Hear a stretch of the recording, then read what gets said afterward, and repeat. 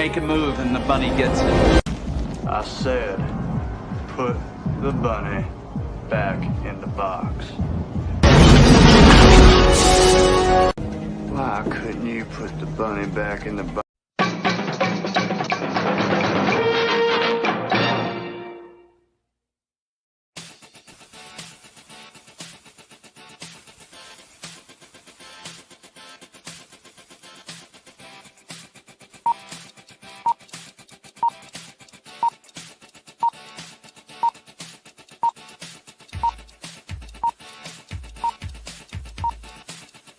It's showtime.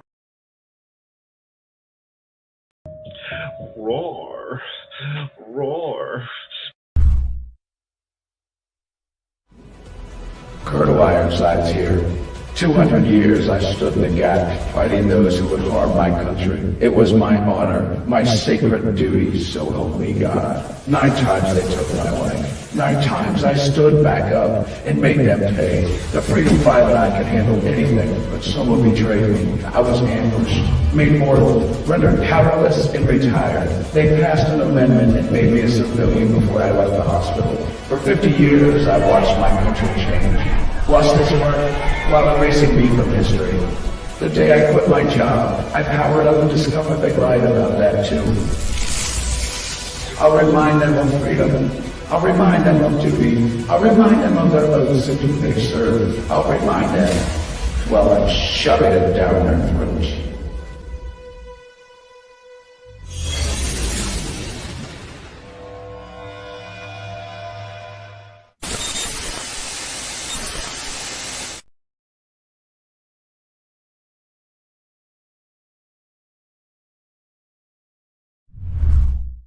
Psychically, I'm very well endowed.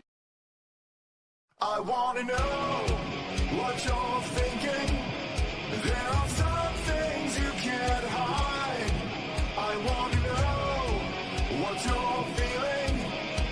Tell me what's on your mind.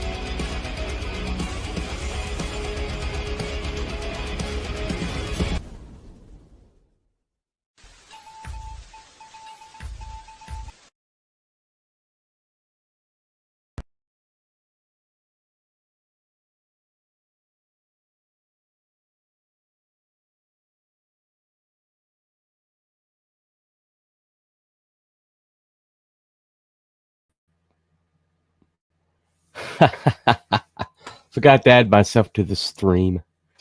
Aren't I a genius? Hey there, welcome to the rabbit hole. This is T Bunny, Mr. Cooper, and welcome to my Christmas show. I'm gonna do this. Might do a Thursday show, but that's gonna be after Christmas. So this is the Christmas show unofficially. Dude, I'm actually getting over a cold that I developed the first day. Actually, the night I got off of work, and my vacation started officially. Immediately got sick and wiped me out for the next 3 days. So, welcome to your vacation. Yeah. Merry Christmas to me, huh? Anyway. Sorry.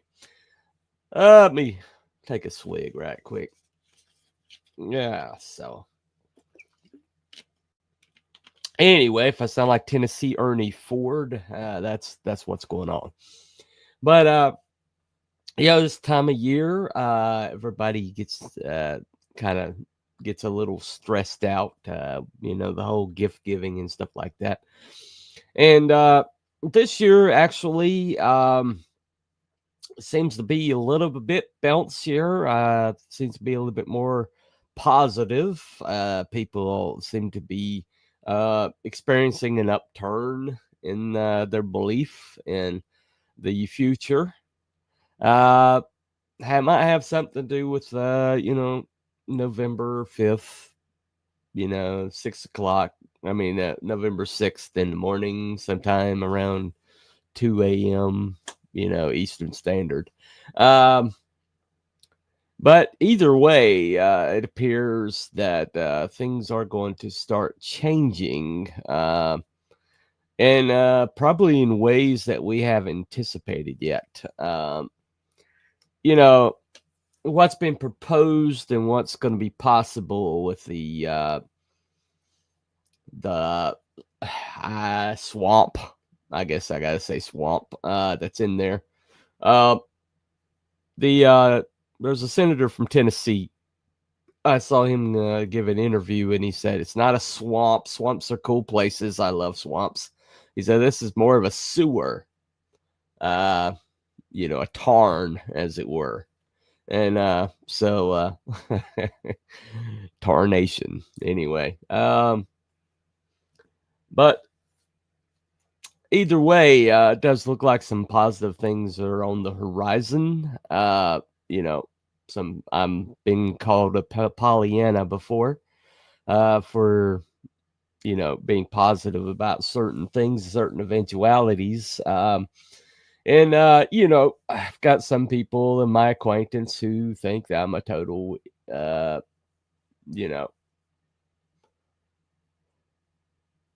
naive individual, for thinking that things could get better, or that people are going to keep their word. But in my personal philosophy is believing in things, having faith in people is not naivete. It's a discipline. It's an act of courage.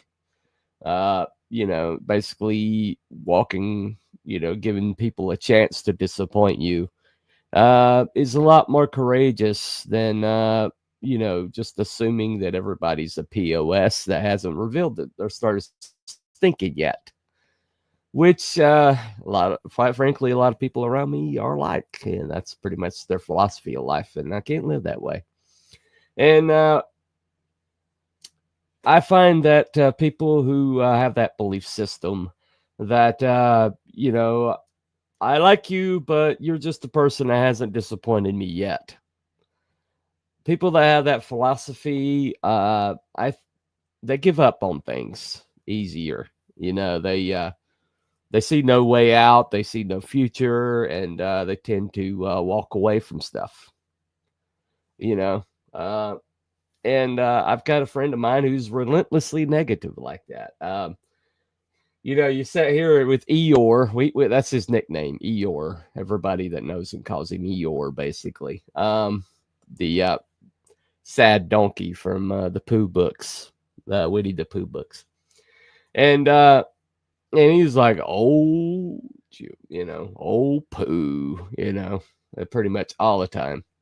And he gives up on things. He gives up on relationships. He gives up on, he doesn't fight for himself. He doesn't, if something bad happens to him, he just immediately assumes that there's no way to fix it. And he lives his life in pretty much misery.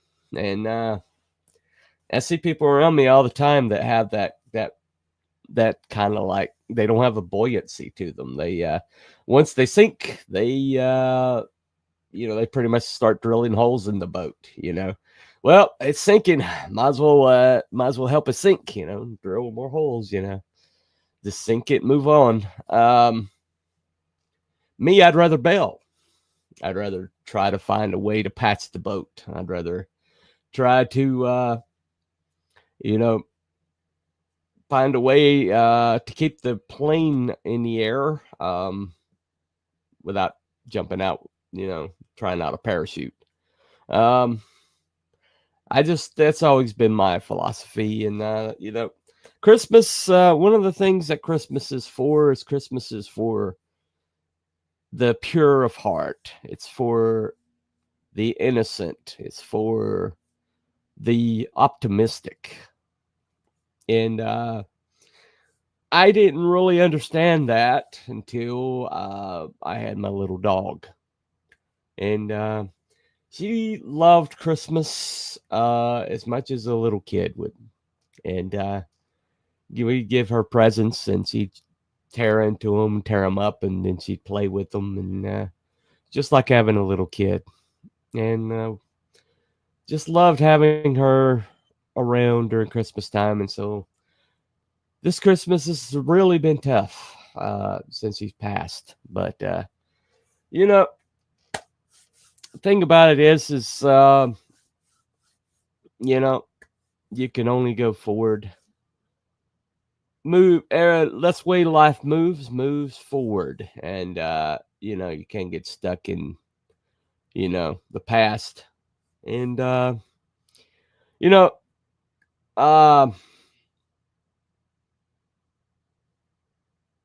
try not to get emotional here. It's this time of year, you know.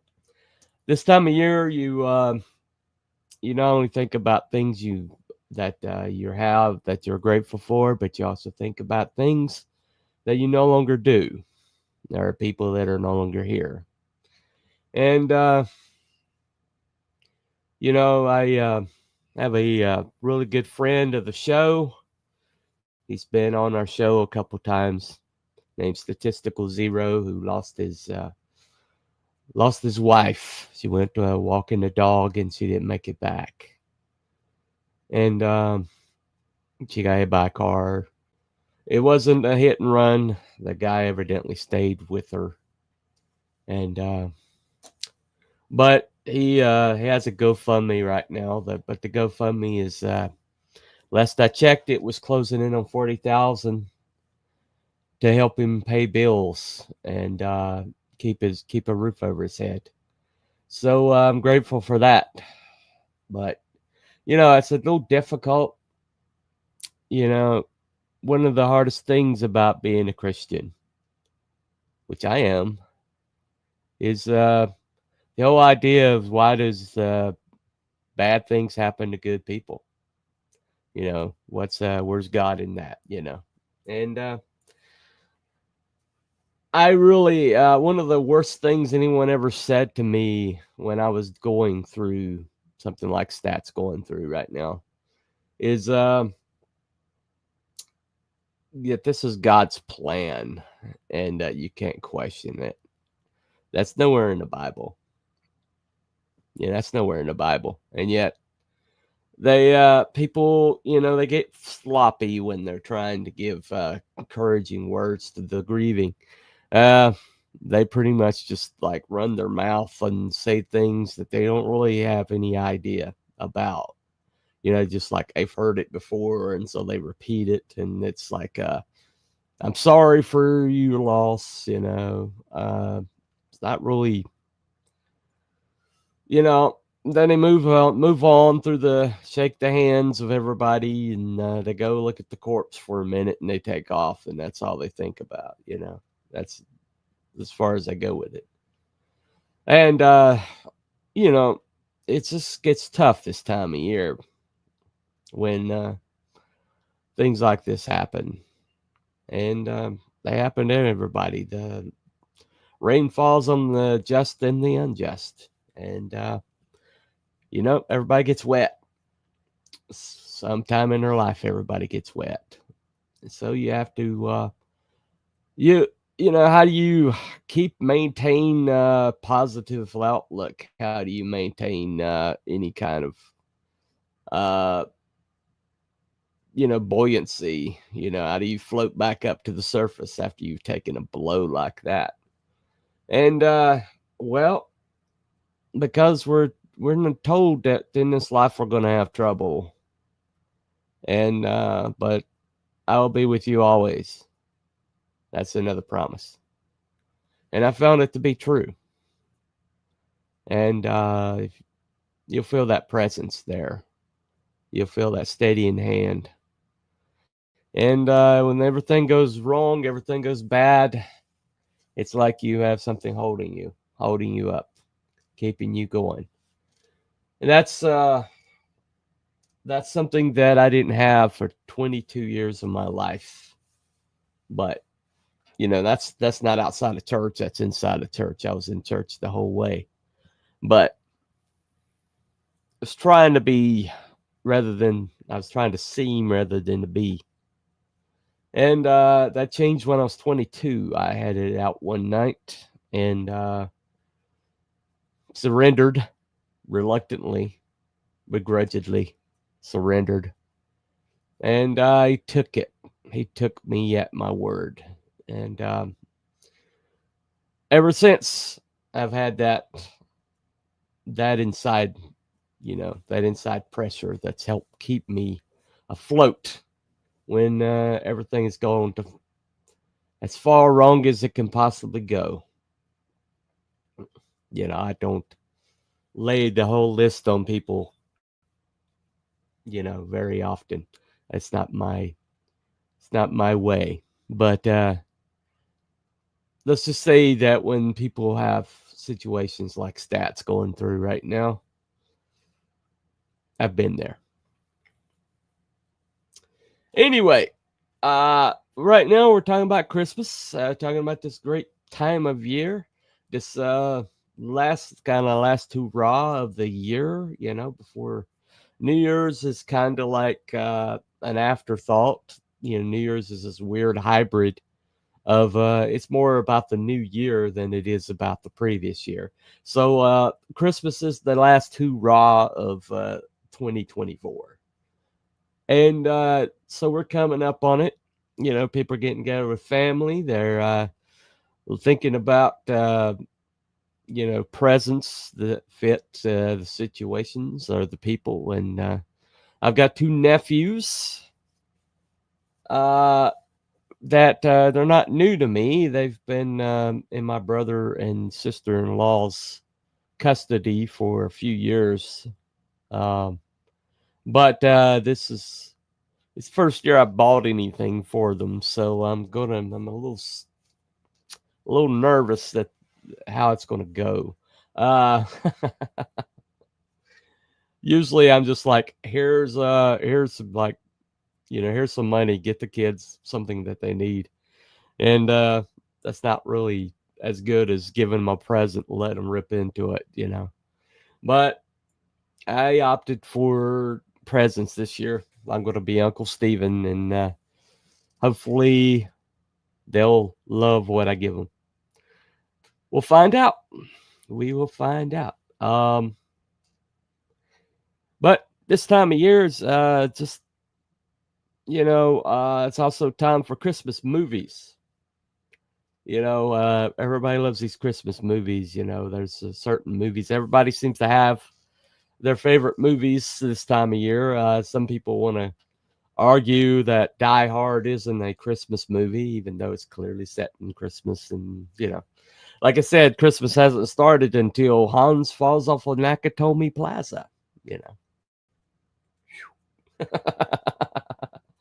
I add to that, Long Kiss Goodnight's also a good Christmas movie. Gremlins is a Christmas movie.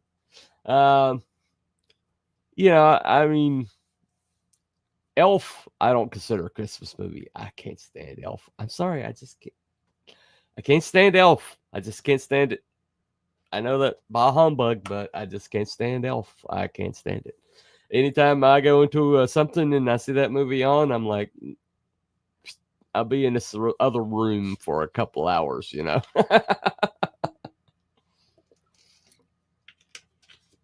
There's some movies I'll watch over and over again. That's not one of them.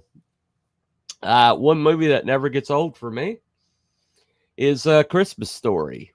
And I found 10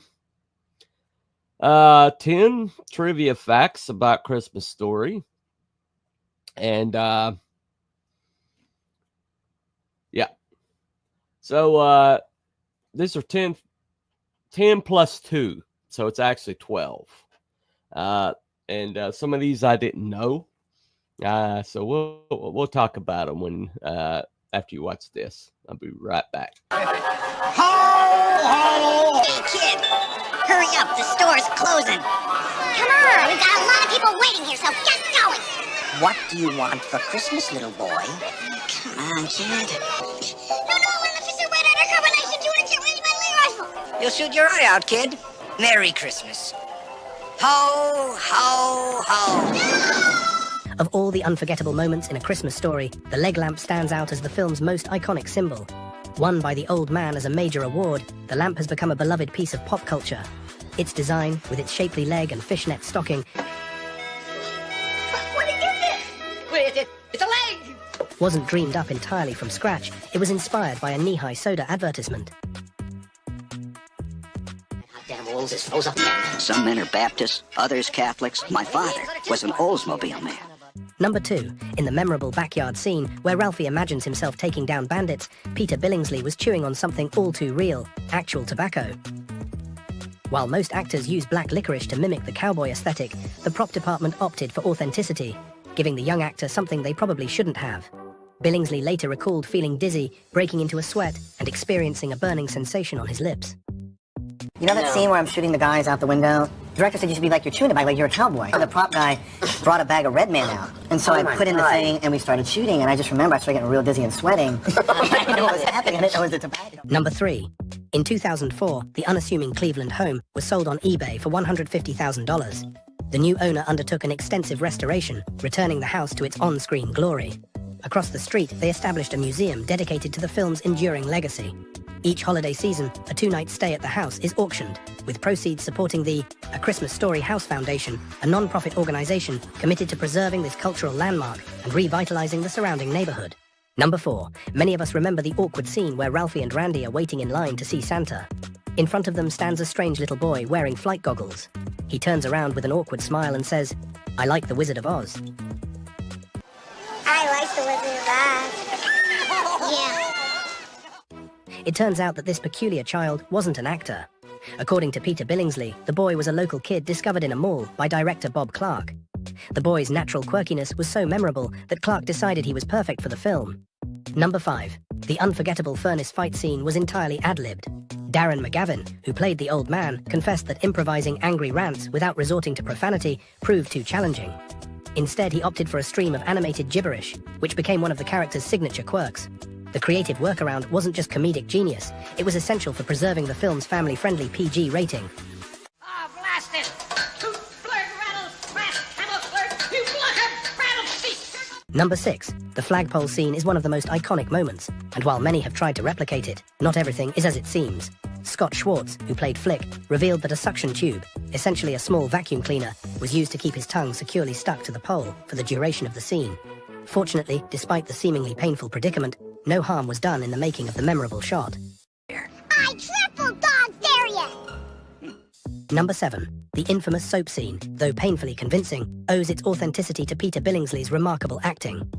You know what your son just said? No, what? The red Lifebuoy soap that Ralphie is forced to chew was, in fact, made of wax. Director Bob Clark chose Lifebuoy specifically because it was known for having the worst taste, something he remembered all too well from his own childhood. Over the years, I got to be quite a connoisseur of soap. My personal preference is for Lux, but... Number 8. Melinda Dillon, who plays Ralphie's mother, was genuinely startled when the duck's head was chopped off. In fact, her surprise was no accident. Dillon was deliberately given the wrong script for that scene, ensuring her reaction, complete with the laughs and shrieks that made it into the final cut, was completely authentic. Dig the hole with our glory. Number 9. Peter Billingsley didn't leave the set empty-handed. After filming Wrapped, he took home a few memorable souvenirs.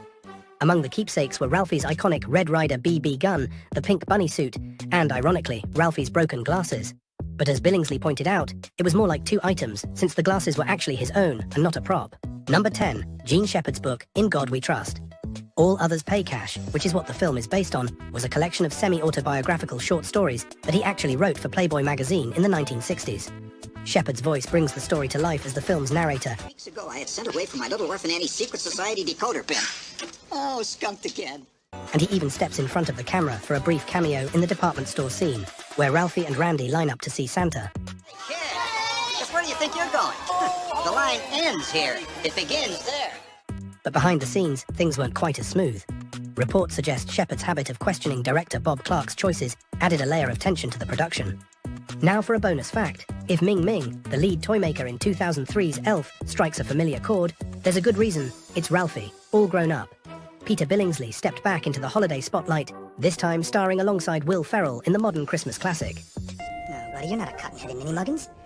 We all just have different talents, that's all. Seems like everyone else has the same talents except for me. If you've made it this far, here's an extra bonus for Christmas. Some of the shots were filmed inside the house in Cleveland, and others were filmed on a soundstage in Toronto. There's an easy way to tell the difference. When the front room drapes were open, the filming was done inside the original house. When the drapes are closed, the filming was done on a soundstage. And finally, the beautiful snowflakes falling were actually potato flakes dropped from the... The entire neighborhood was turned on. Oh, you should see what it looks like from out here.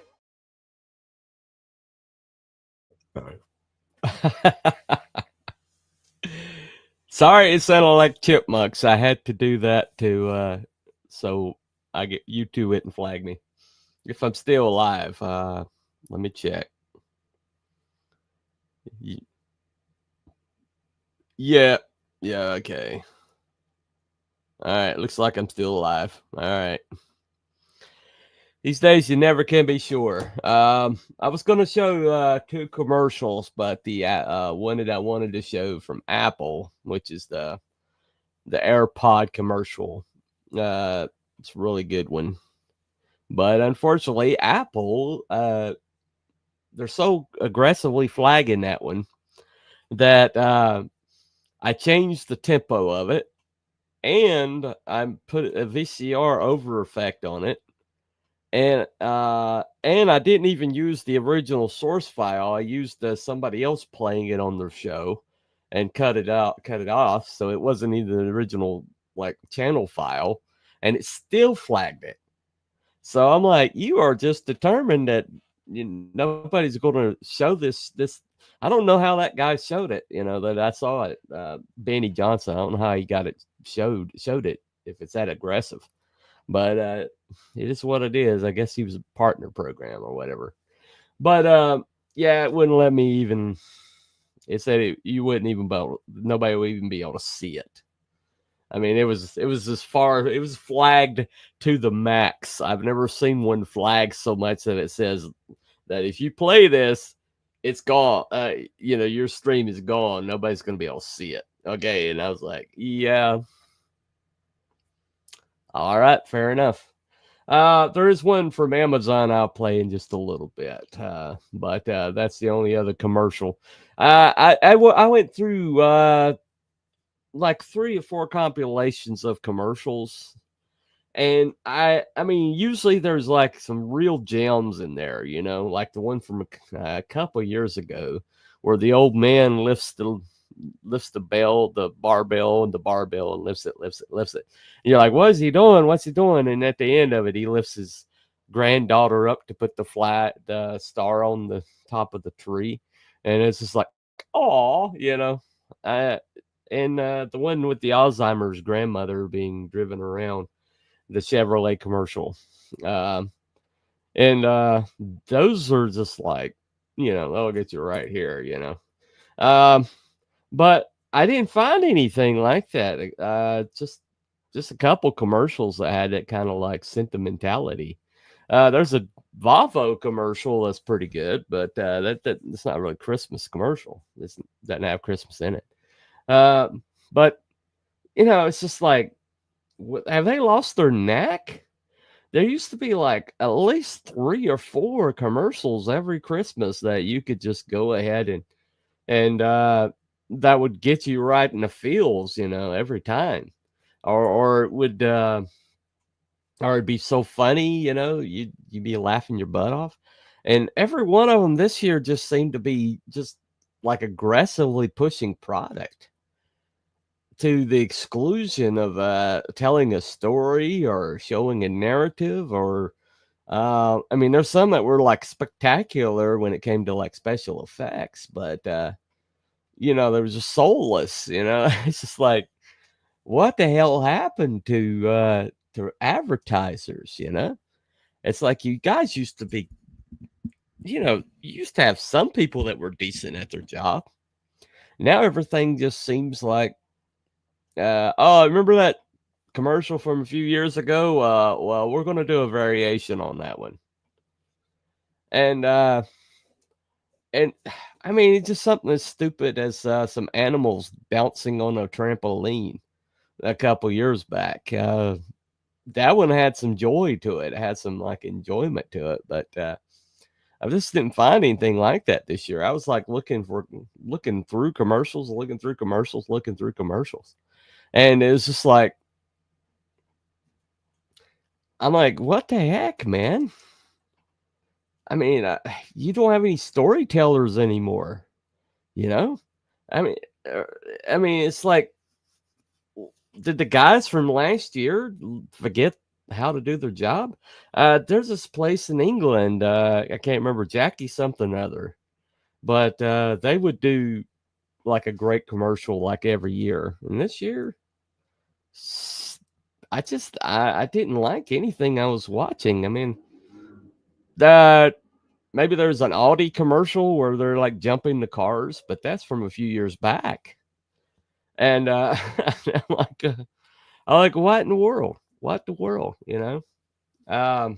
Anyway, but I did find this one commercial, and it didn't bounce off. You know, it didn't show up as a copyright, so I'm gonna try to play it. So if I go blank, just give me 5 minutes, and I'll be back after my temporary suspension. Who the heck knows what the live algorithm will do? But let me try this one. But let me play it. Here we go.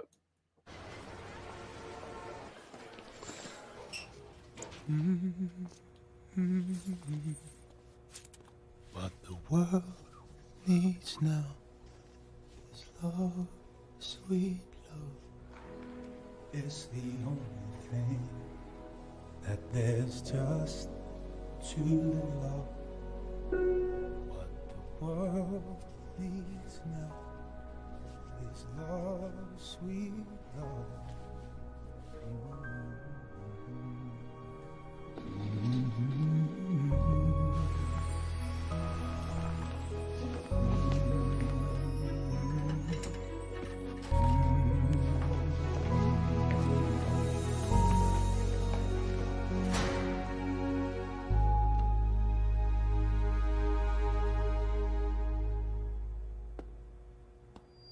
What the world needs now is love, sweet love. It's the only thing that there's just too little of.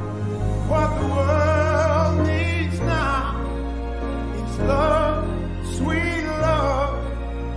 No, not just for some, but for everyone.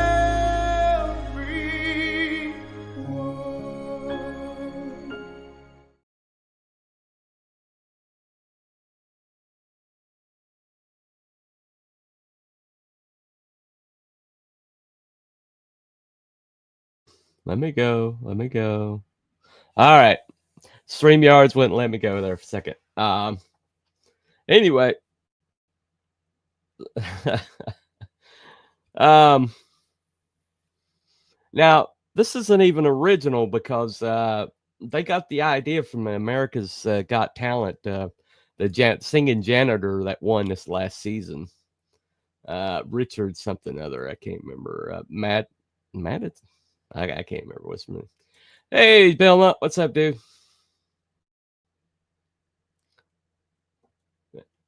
You want to come on? Let me know, dude. I'll send you a link. But anyway, but so I mean, they didn't even get. That's not even like that original. But and I don't know if that guy sang that song. I couldn't find that they're selling it on Amazon as a single, but I couldn't tell if it was that guy singing it or not. I think it was one of those Marnie Nixon kind of things, you know, where they just put somebody else's voice in the actor. But I would have liked it better if it was actually his voice. That would be cool. But they wouldn't do that. They probably wouldn't do that. Even if it wasn't all that good, or maybe, you know, if it's a little rough, I still would have had more heart to it than, you know, taking some, you know, recording star's voice and putting it in there, you know, tuned to the max or whatever. But I don't know. It's like mainstream has just lost its knack of doing genuine stuff, doing genuinely touching things. You know, I haven't found anything in the mainstream in a while that has like felt like truly organic, or like a real genuine heart behind it. I used to do a series called Is It Good? And you know, so I try to watch 1 or 2 things a week to get to where, you know, to make content. And I honestly, it's been so long that I haven't found anything to watch that was any good. And everyone, I mean, I'll try to go through Netflix and then I'll watch something and it's just like, suddenly it's like woke garbage and I can't, you know, and it's just like a message. Oh, I ran right into the message, you know, and there's the message. It's shoved in there. And it's just like, it's all in the streaming services. And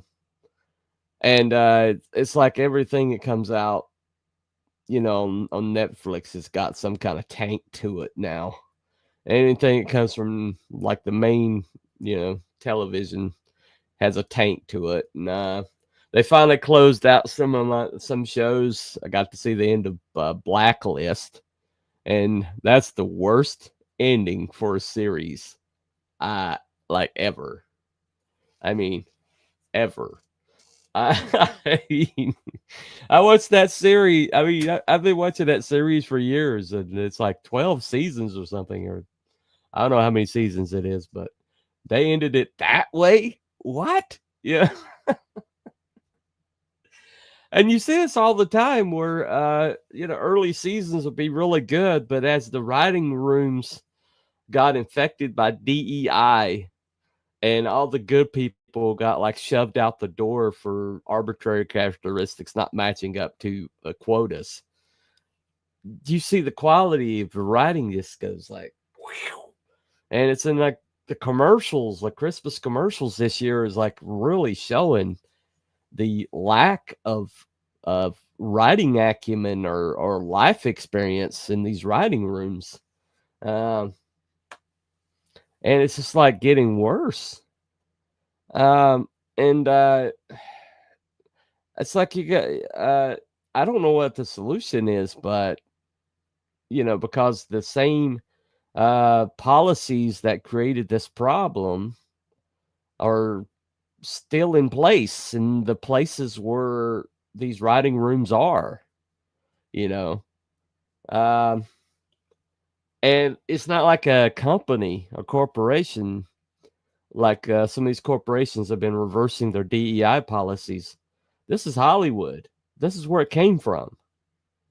You know, that's their religion. That's not a policy for them. That's their freaking religion. And they're totally sold on this, totally bought in. And there's nobody in around them that has any kind of perspective to say, you know what, this isn't working.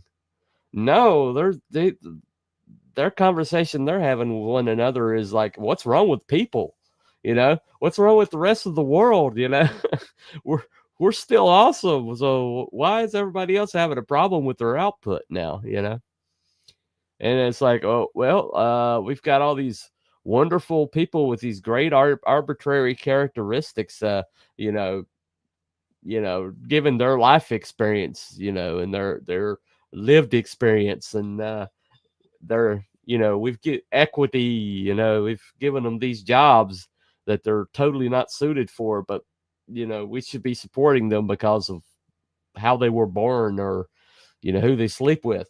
And And then when they don't have the chops because, shoot, they might have had like 3 writing classes their entire life and they've only been starting writing 2 or 3 years ago. And you're asking them to, do network television. And then it's like, independent space. Independent space is all we got for now, at least, until they correct. And I don't see any way they will correct anytime soon. They'll have to just completely shut the doors and start over and reboot, because the people in charge are DEI hires. You think they're going to work against their own interest? You think somebody who was hired for DEI and given like a 6-figure salary is going to say, you know what? Maybe this policy isn't the best in the world. No, that's not how that works. And once they got that position, they got rid of anybody that was going to make them feel inferior. That's happening in my plant. I know this from experience. It's happening in my plant, because once you get somebody at a higher position that isn't suited for that position, that got there just simply because of this, or whatever this, whatever they do with this, then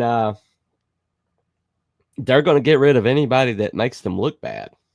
And if you got competency, that's your enemy number one.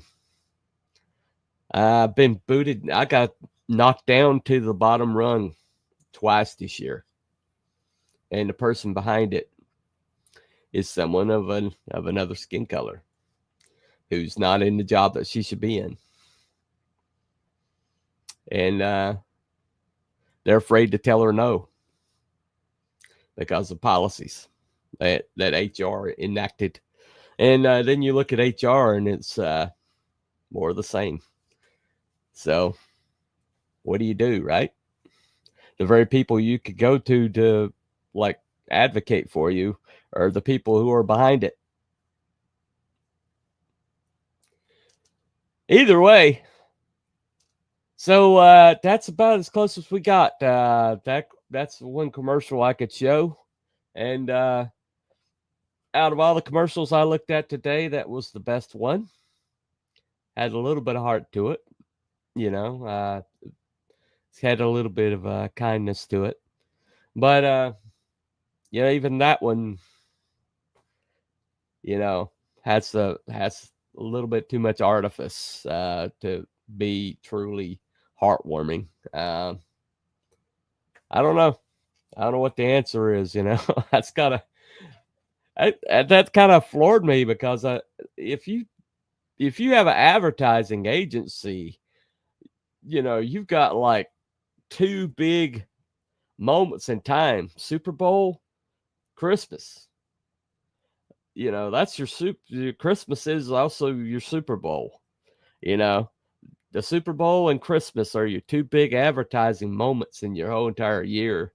And in looking through what I've looked through today, and it's just junk. There's some really nice special effects there. Somebody who had a real desire to do a good job on the special effects. There was this great one with gnomes, but it didn't really have a storyline or anything that was worth all that effort. Not really. The writing's just not there. It's just not. I remember watching some commercials and it's just like, there's like some Asian commercials that are just incredible. There's this one commercial that always gets me. I go back and watch it from time to time. And it was this guy who was trying to be kind to everybody. He moved this plant over where the water is. Is it something as simple as that? Or he would give food to this guy, or You know, just do little kind acts during the course of the day. Help this lady get her cart up across the street. And then, I think he loses his job or something happens to him that gets him down. And all these people he was kind to return the favor, and they're kind to him and help him through his time of need. I think I'm seeing that right now with Statistical Zero, our good buddy Stat.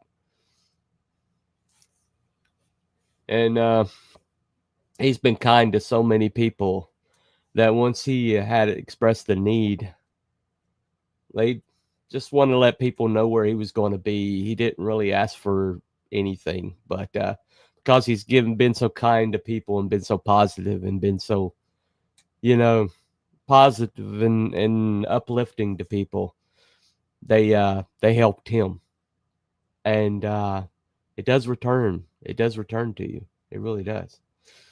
Got one comment just popped up. Merry Christmas, Bunny. Merry Christmas, Wookie. What's up, dude?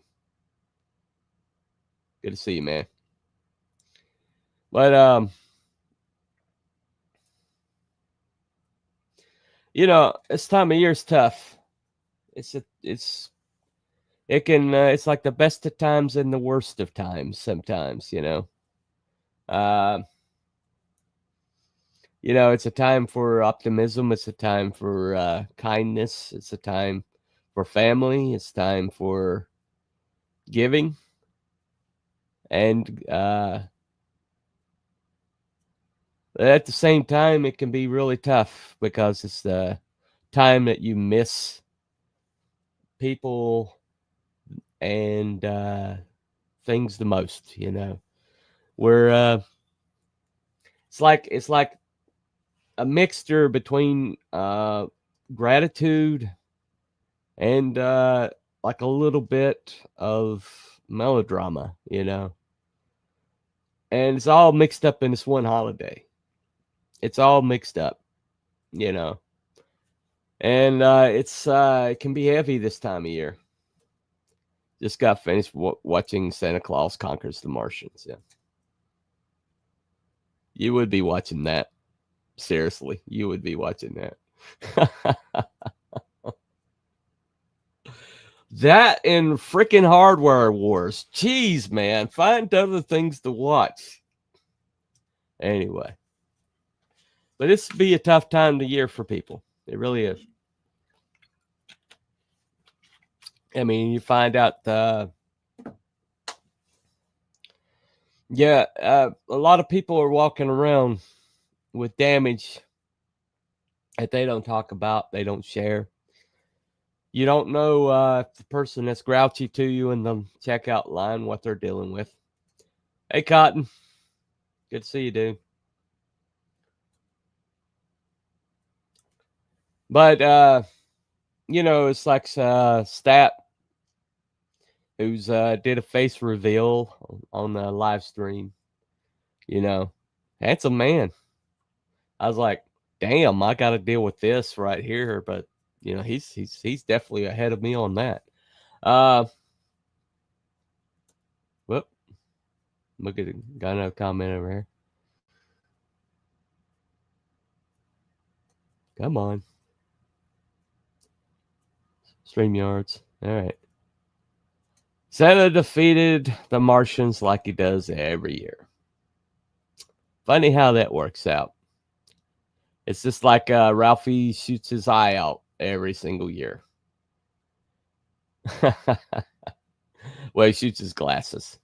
Not his eyes, but his glasses. But yeah, but just like Stat said in that, he said that, if you got loved ones and people that you haven't talked to out of anger or out of some kind of frustration, or, there's been situations that have come up or whatever, this is the time of year where you make that right. And don't let the sun go down on your wrath. If you can find a way to bridge that gap, at least through the holiday, make a memory, make some kind of good connection there, because you don't know when you'll see them or if you'll see them, you know, because you're not guaranteed tomorrow. You're just not. And that's one thing that the Christmas commercials used to have in them, you know, used to have that kind of sentimentality, that kind of connection of families getting together, doing loving things. The commercial that I wanted to show, but Apple won't let me, aggressively won't let me. I mean, my gosh. But you know, if I was on Rumble, I'd play it, but I can't. But this Apple commercial was about a dad sitting there, and he's the little girl gets a guitar, and he evidently has a hearing deficiency, and he can't quite hear what she's playing or singing. And then somebody puts ear pods in his ear, and he's able to raise up the sound to where he can hear her and hear her clearer. Evidently, it's some kind of an ear pod thing that they've got right now for like a hearing aid. And then he's like flashing through, you know, being a family man and all the things that they did together and things like that. And then, you know, she ends in the song is "Our house is a very, very fine house," you know, from Crosby, Stills and Nash. And it's a very sentimental, beautiful commercial. They won't let me play it, but look it up. Look it up. That's like the only one this year that really kind of like got me. Got me pretty good. The rest of them,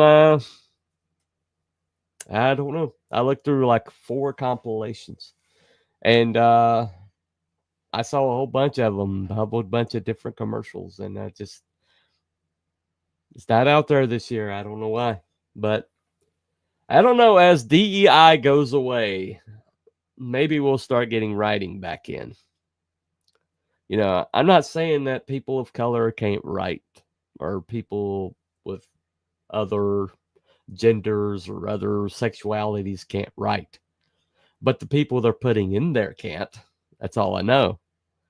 And what they don't get, what really ticks me off, is they're assuming that people of color or people with whatever, they assume that they have to prop these people up. This virtue signal garbage, where they just assume that if you only take the best of everything, if you only allow for meritocracy, that white people are the only ones that are going to be able to succeed. That pisses me off. But thing about it is, though, if that is the case, then that's the case.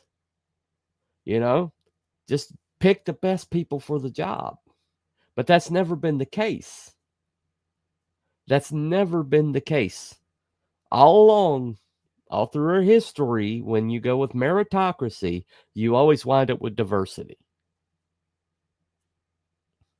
It's always been that way.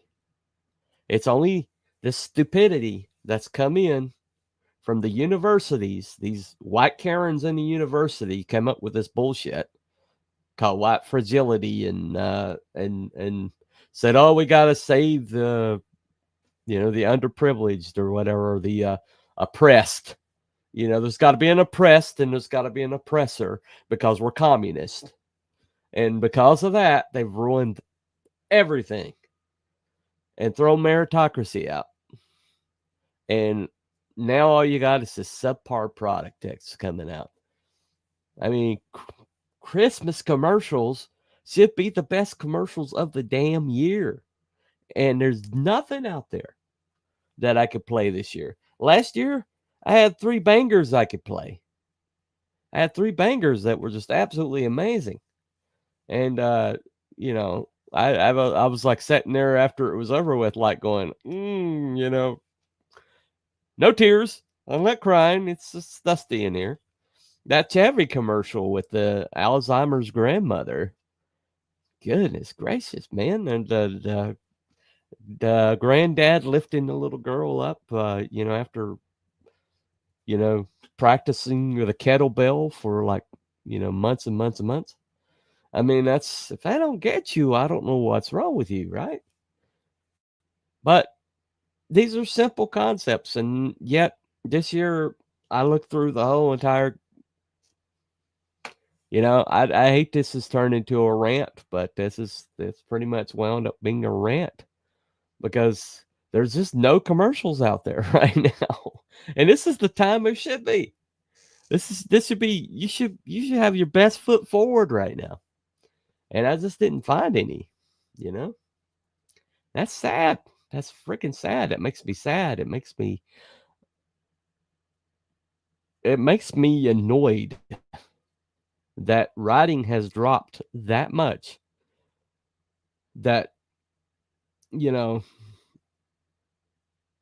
one of the staples of America, one of the most important things in America is our Christmas traditions. Okay. It's just part of our fabric.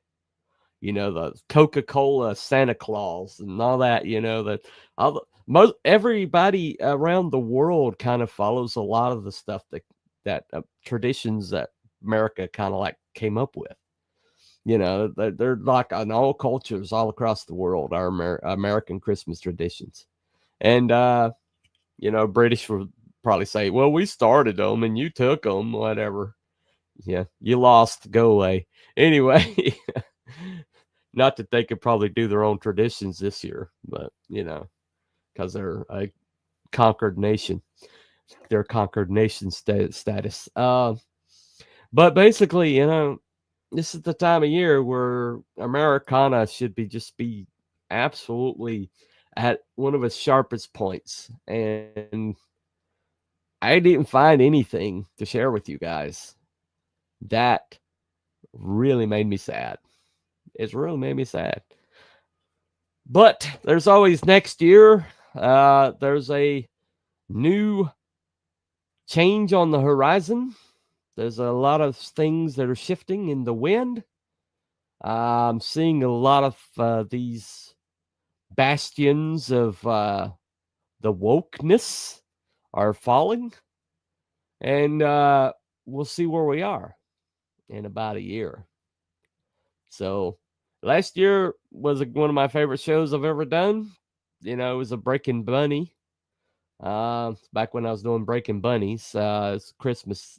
One of my last Breaking Bunnies actually was a Christmas special, and I had a real good time with it. We had a good time. I can't remember who my guest was, so I'll have to go back and look. But that was one of my favorite shows. This year, I looked through everything.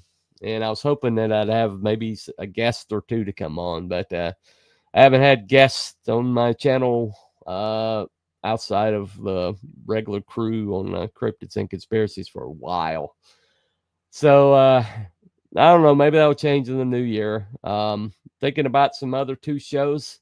Probably going to do a refresh. I'm coming up on 35 episodes with Monday Call-In and over 40 with What's Next. I usually try to have new concepts, new shows, every once in a while. I try to keep the channel fresh. So I'm, been thinking about maybe doing some change-ups, but, I haven't any new ideas yet. But anyway, so Christmas is... Christmas is coming day after tomorrow, and want to wish everybody that watches this channel a sincere Merry Christmas. And look up that Apple commercial. You won't regret it. It's a great commercial. Just don't try to share it with anybody, evidently. Word to the wise. But, or at least not on a stream, not on a YouTube stream, at least. But you all have a very, very, very good Merry Christmas, and we will see you on the other side. So follow the White Rabbit. Bye, everybody. Merry Christmas.